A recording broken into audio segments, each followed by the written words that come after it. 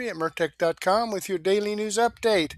Okay, here we are on July the 3rd in the year of our Lord 2026, 4th of July Eve. So let's go ahead and get into this because I've got some great information for you. Let me click the Mertech on Rumble link here. Take us over here to my Rumble channel. This is the live stream we're going over tonight, episode 1967. Let me jump into that. Let me pause this. Hi, Deb on Rumble. I'm glad you could join us. Let me close out the chat box for the moment and slide down here and click the Show More button to expand out the description box. We have information from American Center for Law and Justice, Dr. Steve Turley, Shawn, Farash, and Doug in Exile. Wendy was off today, and so was Dan Bongino, but we got some great information still. All right, we got some shout outs here for Lisa V. L. Solon just started following my channel. VMR 1052 just started following my channel. PG2025 just started following my channel. Julie Orange 8 just started following my channel. Paul's 88 just started following my channel. Cami T just started following my channel. Tyler Indigo 11 just started following my channel. MacDad 1994 just started following my channel. Terry Parr just started following my channel. Scarlett Cox just started following my channel. Lonesome One just started following my channel. And LMA Murphy just started following my channel. So thank you very much for following my channel. I greatly appreciate that. I hope you're tuned in and I hope you enjoy the content. All right, Debbie BS reposted my episode 1966. Tammy T and two Westies commented on my daily news wrap-up. PG 2025, Debbie BS, Cotton Ball 31, and Viper Sr. commented on my episode 1966. Real News DFW commented on my extra 749A. WBS commented on my extra 748C. WBS commented on my extra 749A. RTB Delilah, Tyler Indigo 11, and WBS commented on my extra 749B. So thank you very much, folks, for reposting my videos and your comments. I enjoy reading your feedback, and I definitely appreciate your support. So let me go ahead and give this a thumbs up. All right, let's jump back up here, and let's see what American Center for Law and Justice with Sekulow has to say. Bizarre warning before America's 250th. Let's check it out and see what that's all about. Everywhere I go, we are seeing a lot of celebration. We see a lot of people decorating for the 4th of July. In the area we live, that's normal, but I feel like it is ramped up a little bit more than normal because of this historic 250th anniversary. But there are those that can't help themselves but be pessimistic about something that should just be what it is. It should just be a time to celebrate. And I know that everyone in the media will sometimes try to find an angle. They'll try to find some sort of clickbait. But here is exactly what I got as a push notification to my phone last night from the Washington Post. And it was labeled as an exclusive, folks. They got it. They are the ones who got the story. And here's the headline. I'm going to read it to you. Fireworks on mall likely to cause hazardous air pollution, documents show. That's their warning. That massive explosions from fireworks that happen once a year are likely to pollute the air. Yeah, I feel like that's a no-brainer. You know what? This is probably not the most healthy thing that we do, but we do it one time a year to celebrate our country.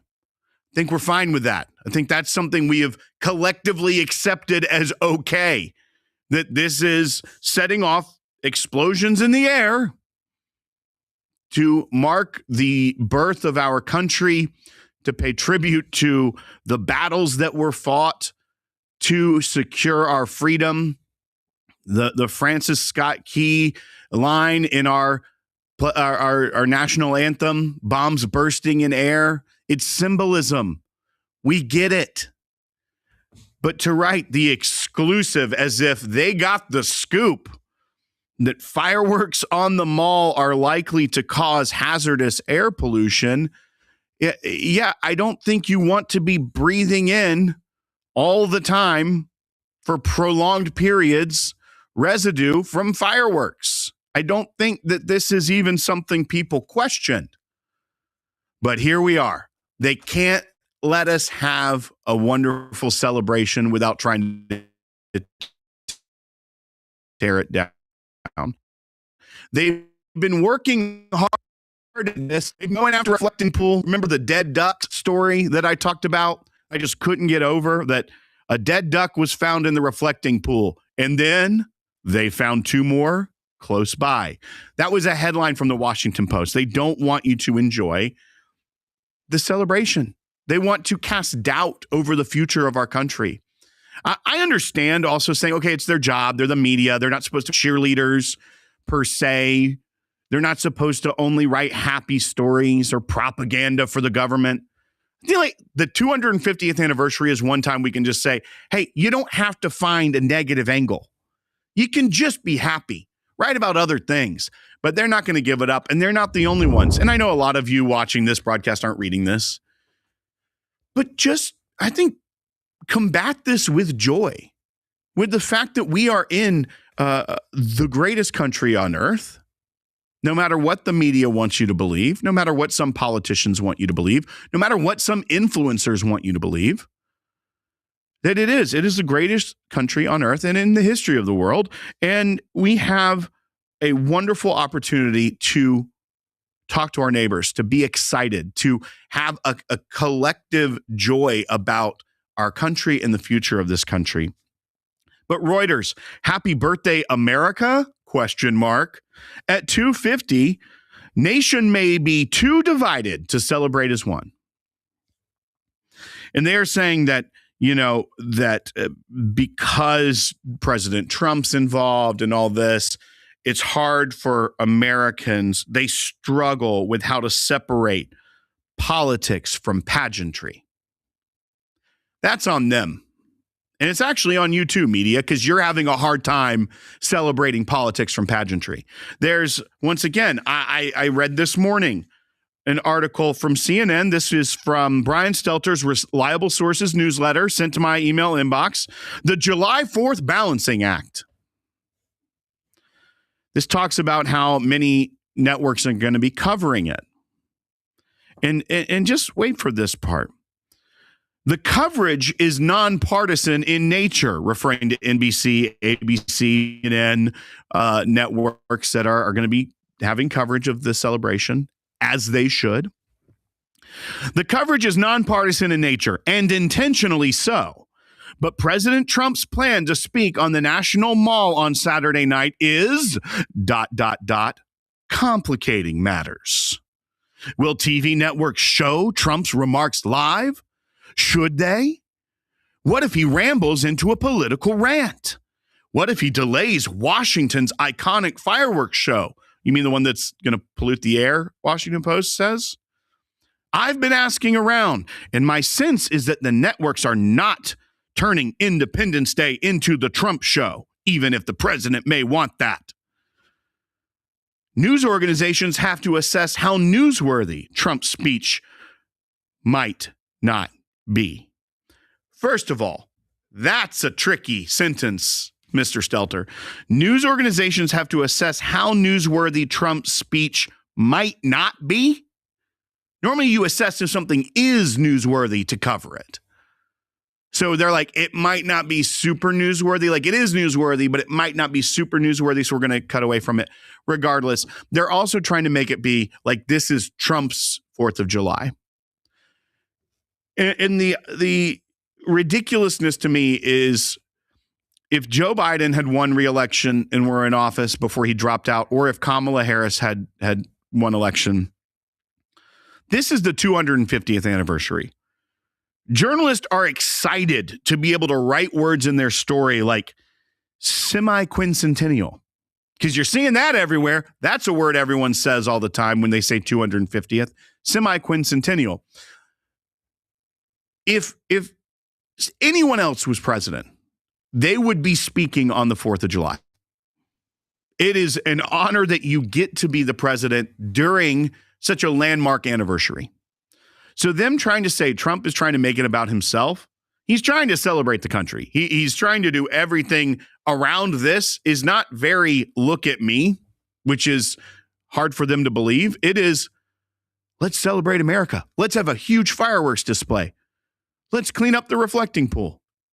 Let's have a cool state fair. Let's have concerts. Oh no, they're going to shame people, artists, into dropping out. He's not trying to make it about himself. He may make a lot of things about himself. I don't think this one is it. And the fact that he's speaking before it, I think, is what any other president would have done. Yeah, I can't argue with that. It's like, I mean, they just make shit up as they go along, the mainstream media and the deep state swamp, Democrats and rhinos. It's unbelievable. They just make it up as they go along. Let's click on the Rumble link and come over here and show you that this video does come from American Center for Law and Justice. This is the video I shared with you. I've given them a thumbs up. I hope you do the same thing for me. All right, let's jump back here. Okay, Debbie BS has joined us. And there we go. GP Wolco 01 joined us.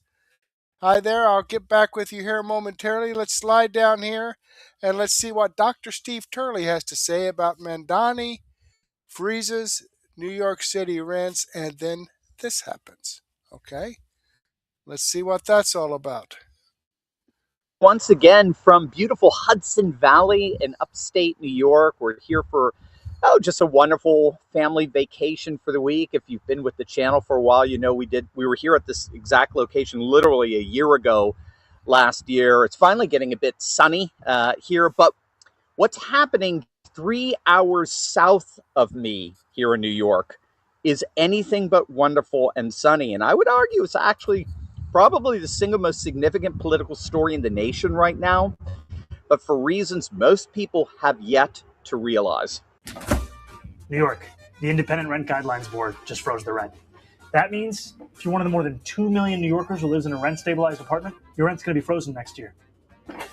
The New York City Rent Guidelines Board just voted 7-1 to freeze rents across nearly 1 million rent-stabilized apartments in the city. 0% increases for both 1-year and 2-year leases. Now, as I understand it, it is the first time ever in the board's history where they froze rent increases for 2 straight years. Now, you'll hardly be surprised to find out who controls this board, and it's none other than the one and only Mayor Zohran Mamdani, the amazing Zohran. He appointed 6 of the 9 members after taking office. The one dissenting vote came from a woman by the name of Christina Smith.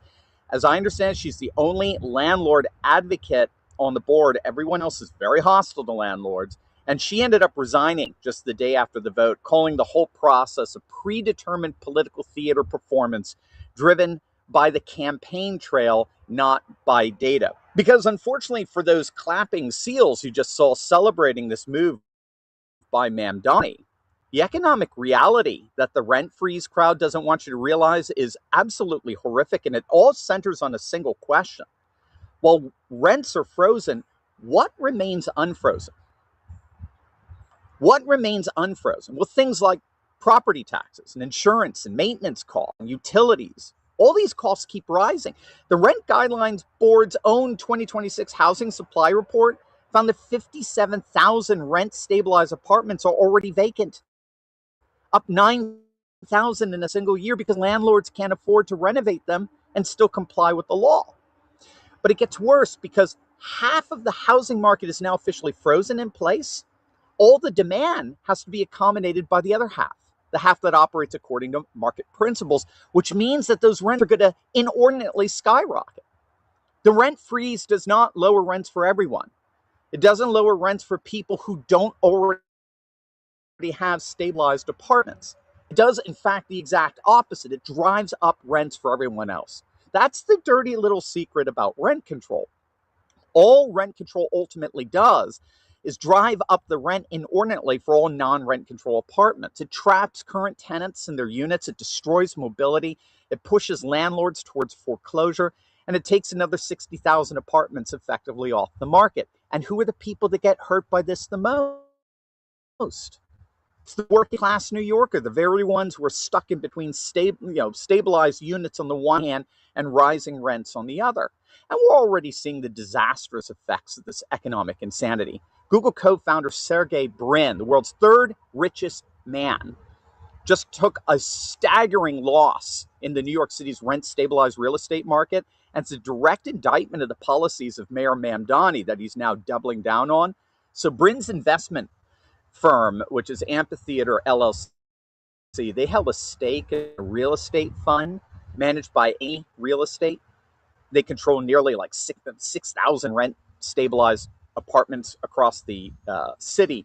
After Mamdani won election on a rent freeze platform, Brin sold his stake back to A&E, accepting just 6 cents on the dollar of his original equity investment just to get out.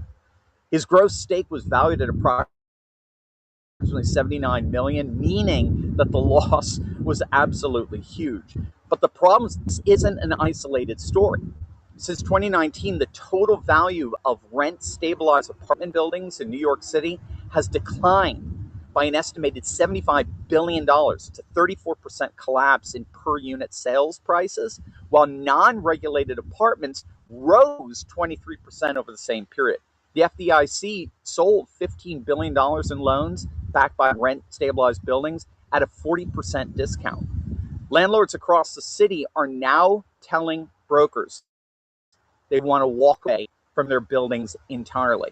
And he spokesperson delivered the bottom line. He said something akin to institutional capital, both equity investors and lenders, are literally fleeing New York City's rent-stabilized apartment sector in droves.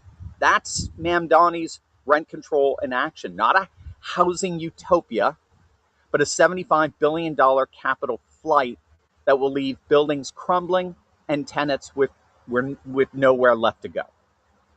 But the damage and the devastation go way beyond just a single city. What if I told you that Mamdani was actually leading something far more significant than just rent control? What if he was actually busy trying to completely dismantle the entire country itself? That's exactly what we're about to find out. Now, luckily,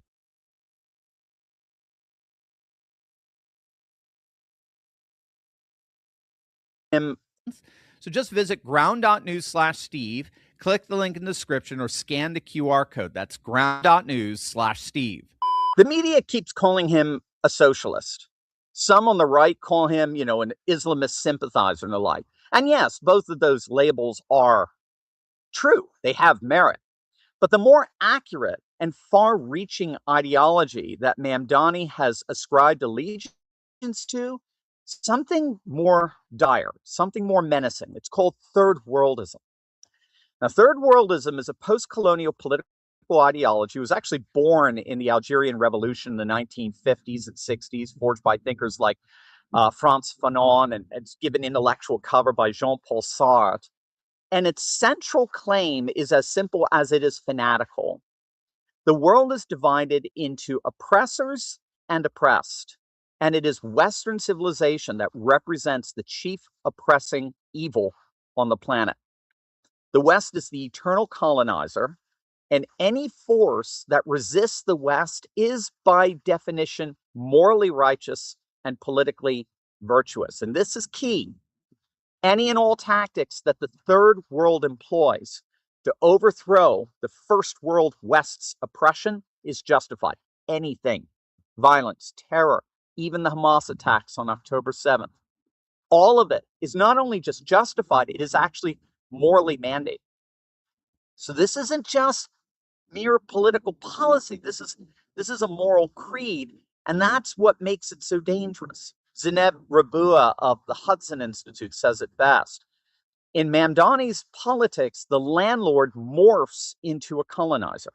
The tenant morphs into the colonized. The New York City Police Department becomes the occupier. Right? Palestine is the centerpiece of the global moral uprising, and Israel's cast as the last fortress of Western imperialism. And Islam, in this framing, Islam isn't about faith. It's a badge of resistance against the West. This is why Mamdani can freeze rents one week and rally for a full arms embargo on Israel the next. It's all the same ideology. It's the same war, just fought on different front lines. Housing is a colonial metaphor. Policing is occupation. And America itself is the empire that must be dismantled from within. Mamdani did not come to New York City to fix the subway. He came to remake America in the image of a post-colonial revolution, and it's working.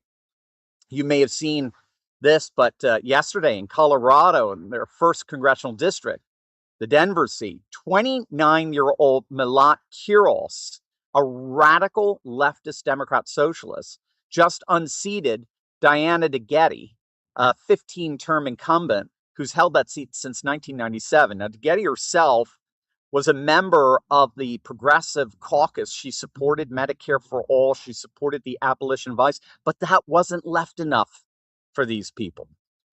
Kiros was endorsed by Bernie Sanders. She's the daughter of Ethiopian immigrants. She's called for a full arms embargo on Israel, of course, even blocking defensive weapons. And her campaign explicitly mirrored Mamdani's playbook, right? So viral social media, grassroots organizing, and third worldist moral framing that cast her opponent as part of an old regime that must be swept away.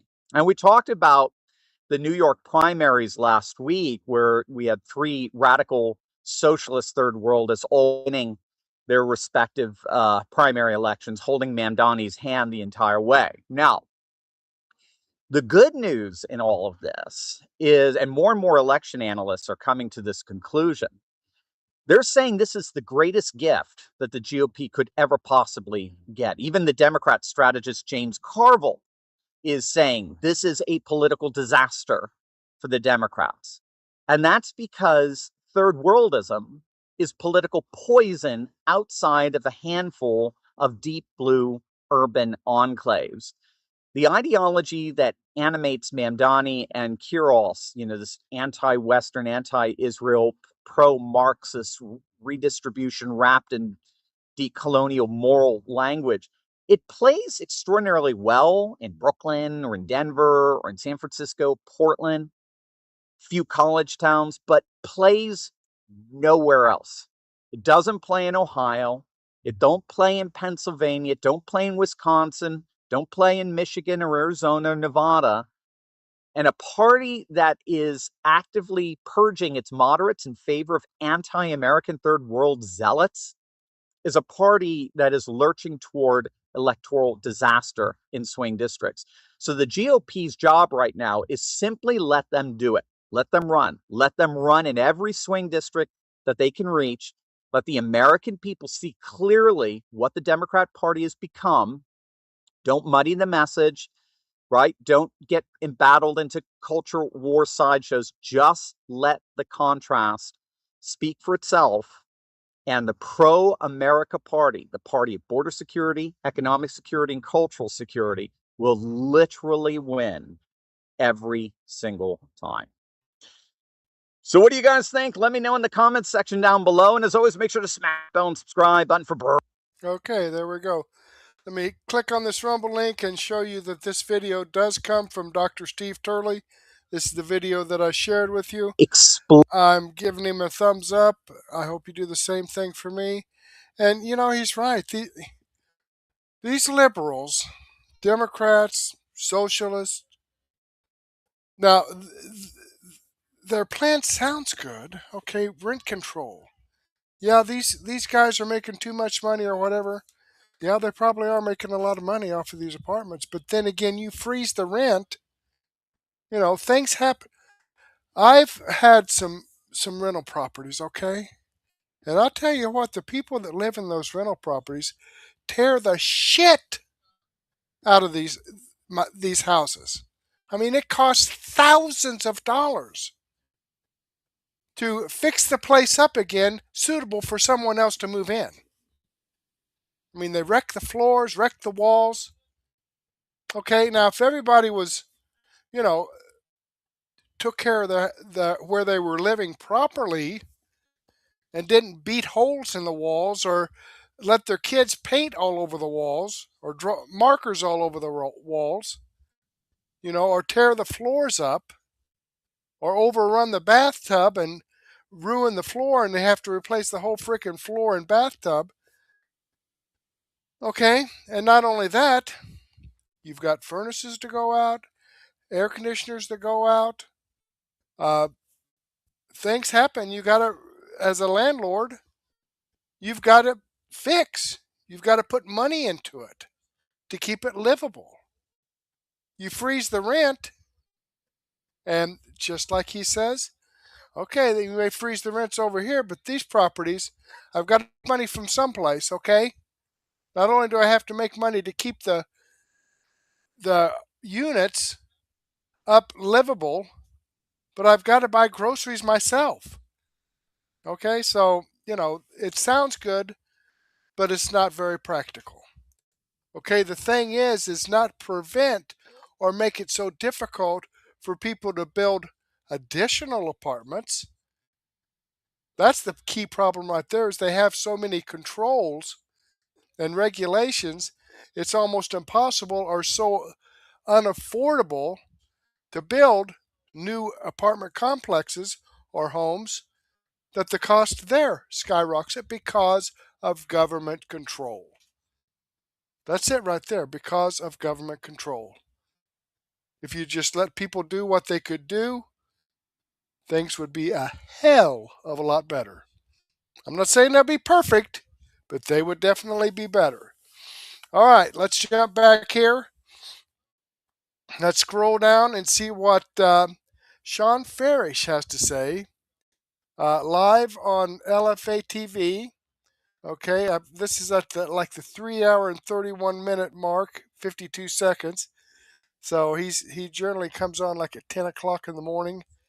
So let's check it out and see what he has to say. There's Shawn right there. All right, this starts playing. I love It'll it. be fantastic. All right, for those of you, not you in the chat, are very smart people. Very smart people. Mostly. Lord.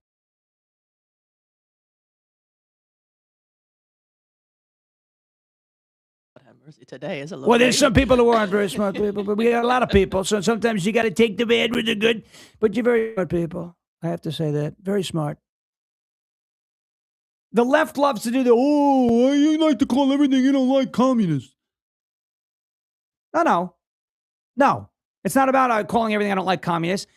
The Democrat Socialists of America have admitted their goal is communism. It's their goal. Okay, let me play for you this. David Jenkins coming out and saying the goal is communism. So you can no longer accuse us of branding everything we don't like communism. You can no longer accuse us of saying, well, that's a reach by, reading Black Lives Matter and saying that rhetoric echoes some of the rhetoric in Karl Marx's Communist Manifesto and critical theory and critical race theory and connecting dots. And so therefore it's all communism. Nope. You can't accuse us of stretching anymore or reaching anymore. This guy with the Democrat Socialists of America is admitting their goal is communism. Watch. I mean, our goal is liberation. Our goal is communism. My name is David Jenkins. I'm a lifelong New Yorker, and today I am again calling on the City Council to disband the NYPD's brutal, unnecessary strategic response group and directly divert its funding to any of the public service his fellow New Yorkers have called for today. I'm planning to run for the MPC at convention under the banner of the Libertarian Socialist Caucus. We're a diverse body of libertarian socialists, libertarian Marxists, anarchists, left communists, and other schools of thought within the sort of left-wing socialist movement. Did I not hear him correctly?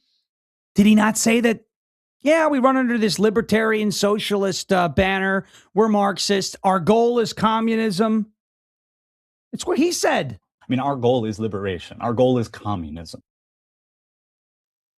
So don't run around here telling me that, oh, you just brand everything you don't like, socialism and communism. You had Caitlin Collins saying Donald Trump is wrong. Democratic socialism isn't communism, except you have a democratic socialist here saying, I mean, our goal is liberation. Our goal is communism. Our goal is communism. He's from New York City. He's a Mamdani guy. I'm sure he loves Daria Avila Chevalier. This is not, us reaching or saying, hey, follow along here. This is what it says on the BLM website. And this is what it says in the Democrat Party platform. And reparations is wealth redistribution. And that's a communist principle. No. He's just saying it. He's openly telling you the goal of the Democratic Socialists of America and these libertarian socialists and these Marxists and these hardcore left-wing Democrats is communism. I mean, our goal is liberation. Our goal is communism. Hello. It's time to wake up. If you still believe there's a moderate Democrat Party left, that there's any semblance of common sense, that, hey, the Democrats and Republicans can at some point unite around a shared love for America, those days are over. Come to grips with that reality. Wake up. There is no Democrat Party anymore.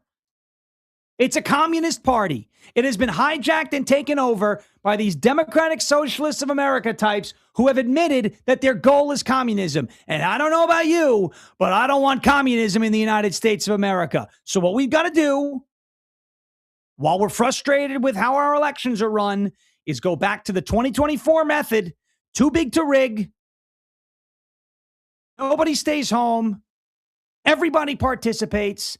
10, 10, and 10, and we get it done. It's not going to be easy, but it is possible. If we show these things to a bunch of people, moderates, independents, hey, I know you may not like the way Donald Trump talks. You may not like tariffs. You may not like the war in Iran. But communism's worse because once the commies take power, you don't get power back.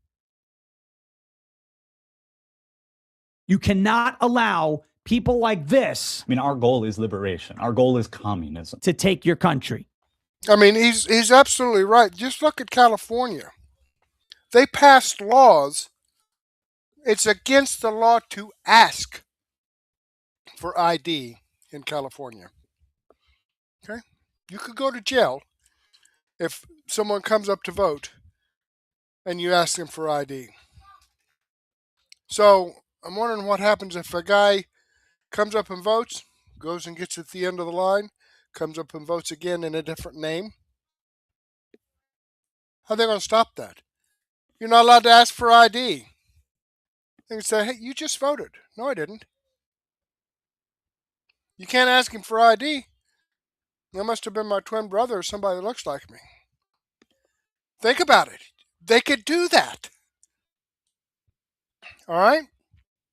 Also, they've passed laws to make it almost impossible to actually audit the elections. So what he said was right. Once they get in power, you won't get it back.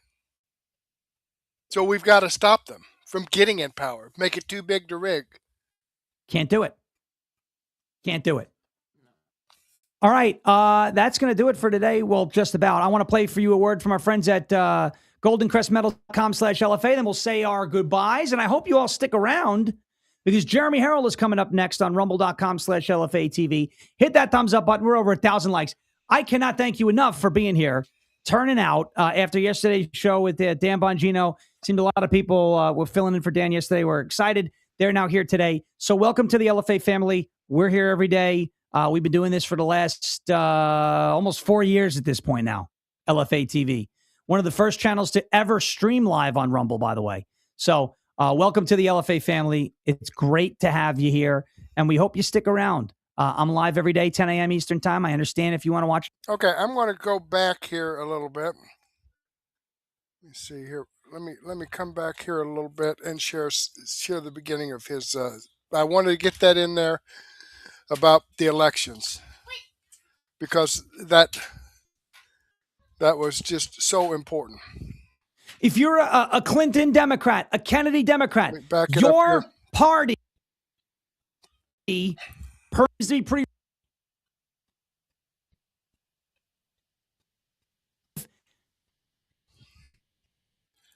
Okay. Israel stole the land. What you're going to tell me? So you don't know anybody who died on September 11th. Let me tell you something. I grew up on Long Island. I was in 5th grade when that happened. It effed up the entire region.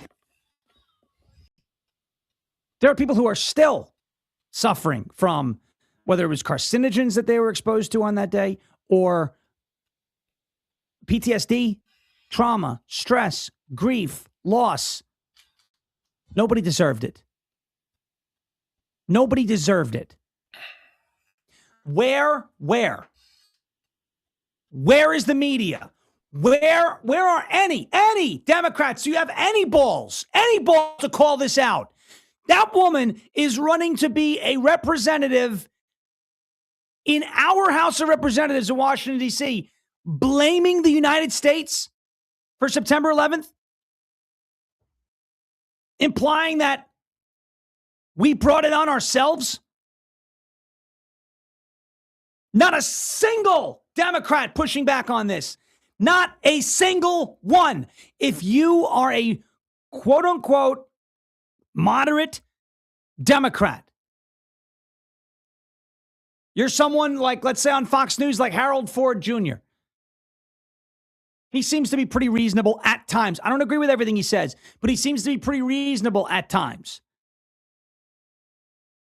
If you're a Clinton Democrat, a Kennedy Democrat, your party permits, accepts, and embraces Milat Kiros, implying and saying the United States deserved 9/11.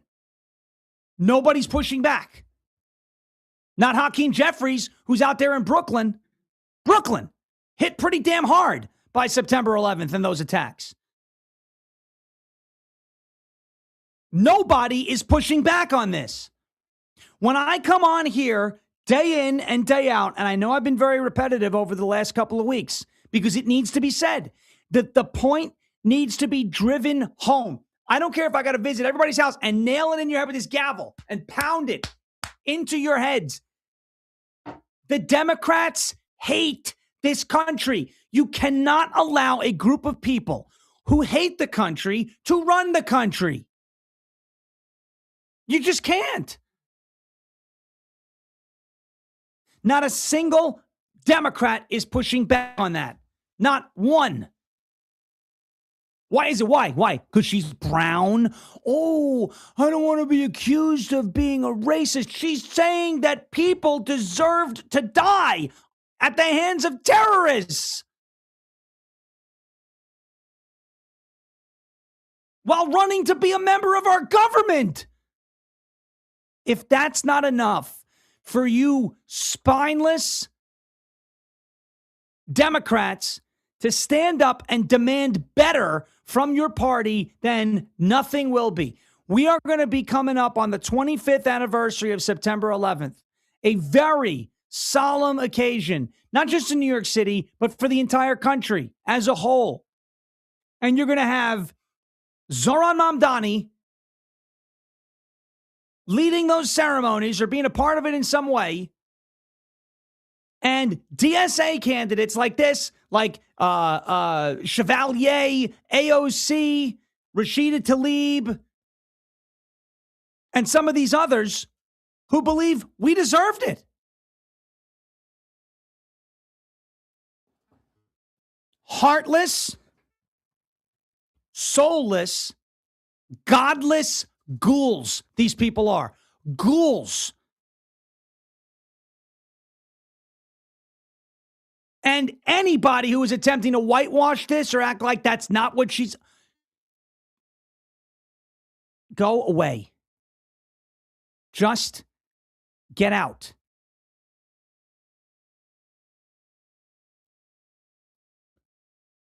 I'm going to honk this hog. Okay, there's our hog. Where are we at? What's our number at right now? Oh, I'm sorry. I mean, what? 856? 856. Very cool. Thank you, guys. 856. All right. Okay. Let's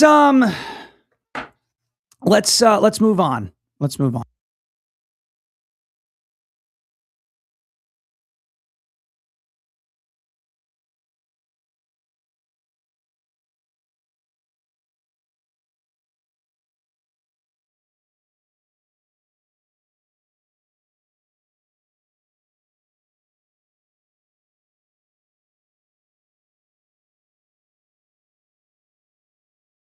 When I come on,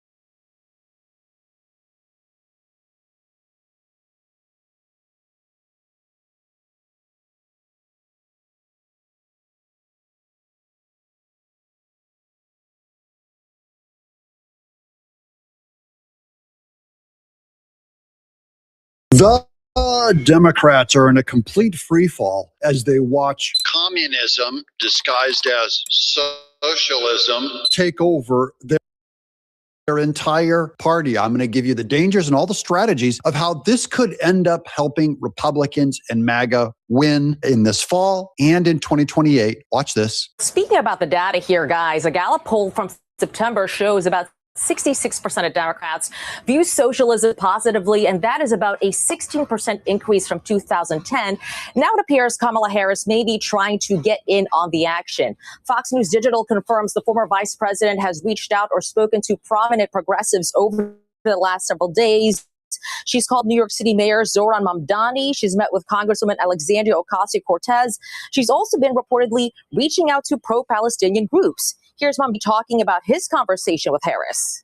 The vice president reached out to have a conversation, and we've had a brief conversation. We've been in touch over the last few months, and I really do appreciate her outreach. She's begging for help. She's going, please, Mamdani, save my failing career. Can I join you guys where all the heat is? All the communists? Here we go. That'll help. She put on the new outfit, begged him to allow her to kiss his ring.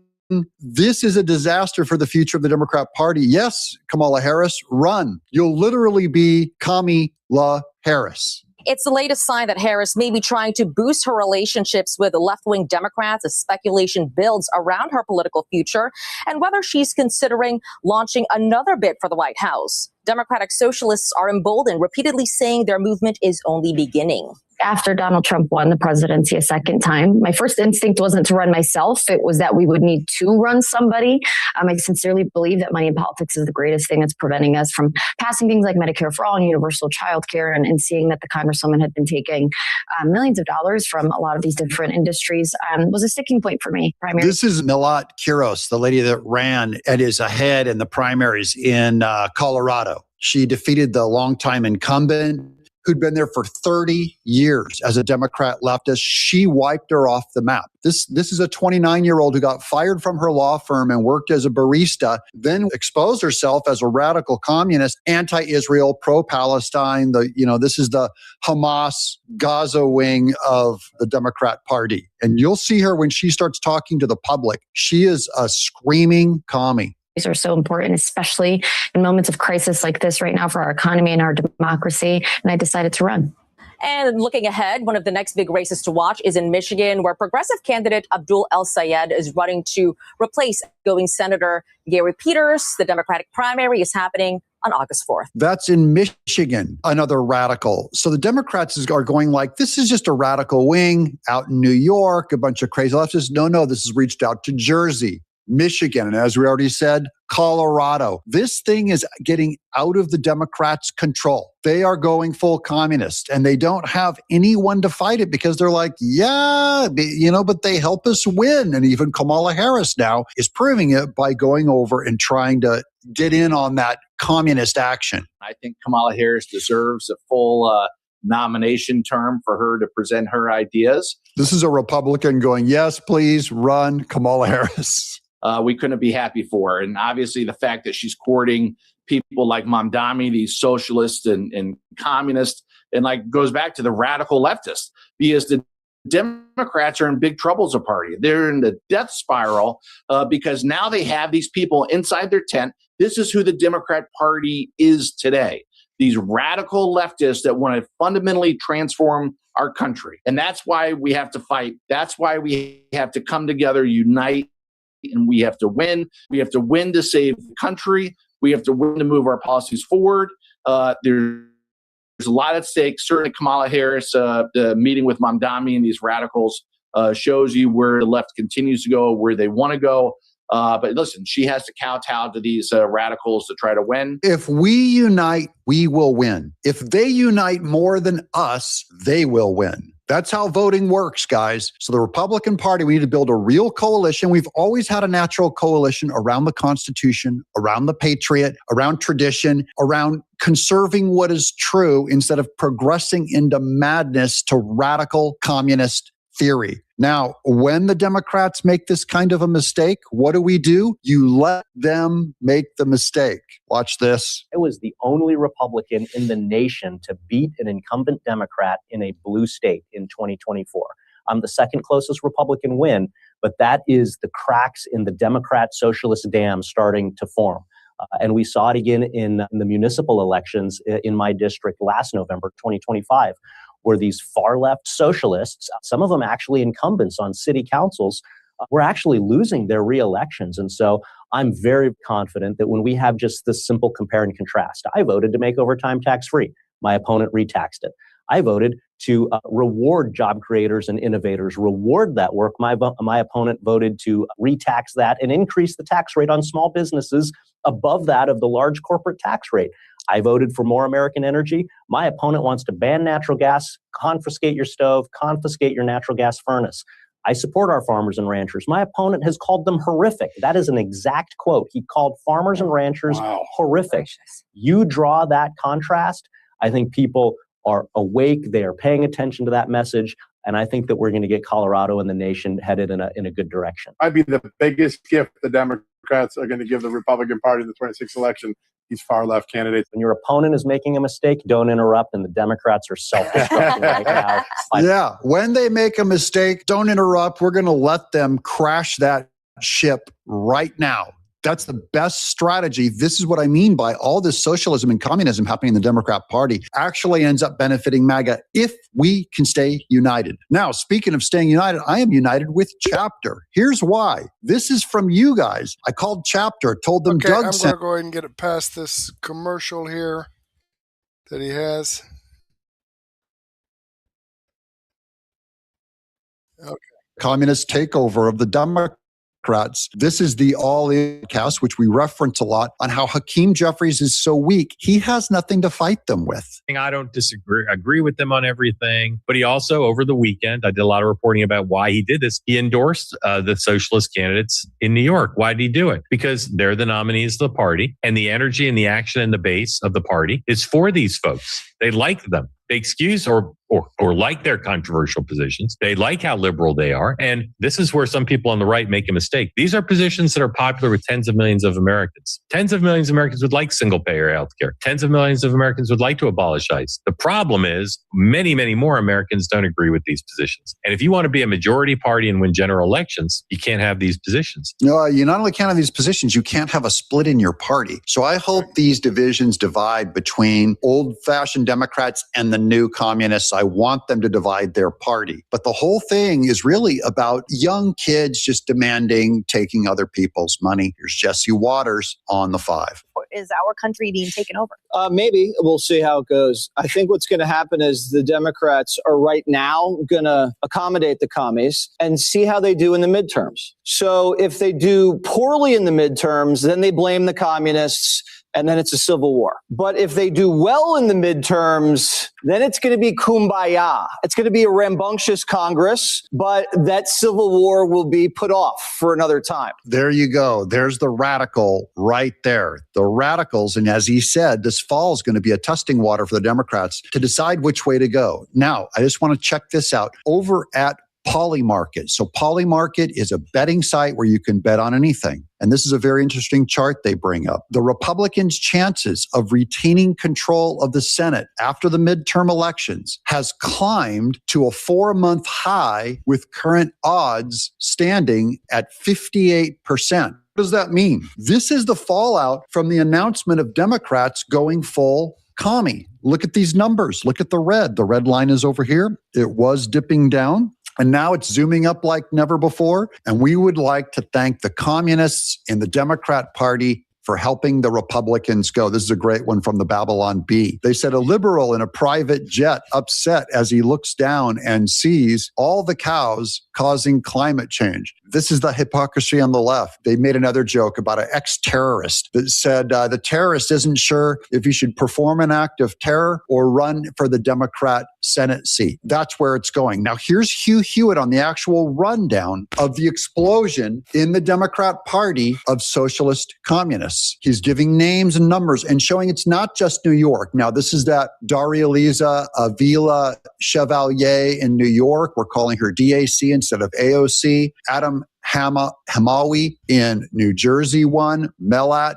Kiros just won in Colorado, her primary. Brad Lander in New York. Claire Valdez in New York. Scott Wiener in California. They're joining the radicals already in the House, being Becca Balint, Alexandra Ocasio-Cortez, Maxine Dexter, Maxwell Frost, Pramila Jayapal, Ilhan Omar, Rashida Tlaib. See how their numbers are starting to stack up now? And other radicals are coming in. Sherrod Brown in Ohio, Abdul El Sayed in Michigan, Peggy Flanagan in Minnesota, Graham Plattner, the guy with the Nazi tattoo in Maine, James Tallarico, the almost gay who knows what in Texas. They joined the radicals already in the Senate. Ed Markey, Jeff Merkley, Bernie Sanders, Chris Van Hollen, John Ossoff, Elizabeth Warren, and Sheldon Whitehouse. Then the Democrat Party will be controlled by radicals in both the House and the Senate. It will not be the Democrat Party of Biden, Obama, and Clinton, much less JFK and FDR, but a wholly new party never seen in America before. Vote Republican in every race, everywhere, to repudiate the emerging new Democrat Party of radical anti-West, anti-American, anti-Israel, and anti-Semitic convictions and program. Never put an X next to a Democrat, people. These are radical socialists. Look, here's Rep. Lisa McClain. For the people in our country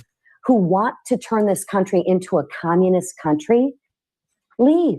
You're free to leave. The beauty about America is you can leave. Yeah, no one's holding you here. Go back home. Go home to Russia. This is my favorite. This is Hank Johnson. Remember this idiot Democrat who said that if you put too much military on the island of, I think it was Guam, that it might tip over? Listen to this. It's a GOP war on Black America. And if we don't stand up and fight back, we're going to be back in the cotton fields. And when I talk about fighting back, I'm not talking about... Wait. Back in the cotton fields. Now, that's the promise. That's the communist promise. Vote for us, or you'll go back in the cotton fields. Well, I got a clip here from Ben Carson, who tells you what really happens to blacks under communist rule of the last administration. Listen to this. Don't feel bad because they're accusing you of misinformation. The SCLC put me on the terrorist watch list several years ago, and they got so much pushback, they took me off pretty quick. The SPLC put Ben Carson on a terrorist watch list. That's really what's going to happen to blacks. You're not going to go back in the cotton fields. They're going to spy on good people like Ben Carson and accuse them of terrorism for being a normal Christian American. That's what's coming if the Democrats win. That's why MAGA absolutely has to win. We have to do it by staying united, chatting, voting, and to my audience, that's why we're standing side by side in Exile. Don't forget to call chapter 631-961-869. Okay, go ahead and pause it there. And let me show you that this video does come from Doug in Exile. I am subscribed to his channel on YouTube. Great information. That was a good movie there. The moment Doe Holiday, Doc Holiday. There we go. Doc Holiday steals it. This is good here, folks.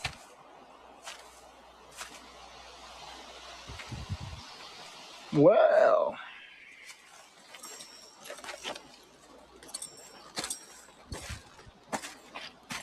I didn't think you had it in you. I'm your huckleberry. I love Val Kilmer. Why, Johnny Ringo. You look like somebody just Plays Doc walked over Holiday your grave. in Wyatt Earp. Fight's not with you, Holiday. I beg to differ, sir. We started a game we never got to finish. Play for blood, remember? He's got lung cancer, incidentally. Doc Holiday does. I was just fooling about. I wasn't. And this time, it's legal.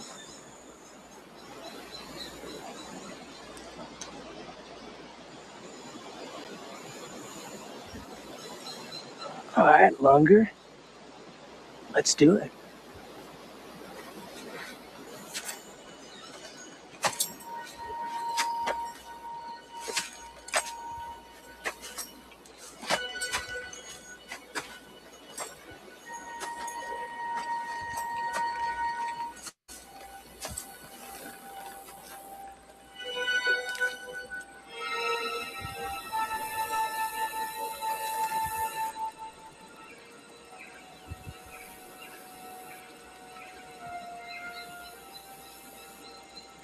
Say when.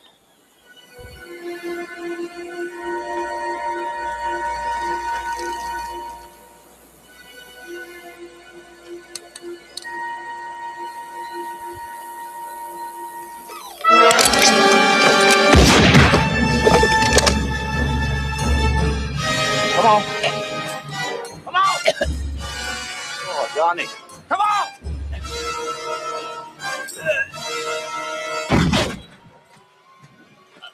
You know Daisy. You know Daisy at all. Poor soul. He was just too high strung.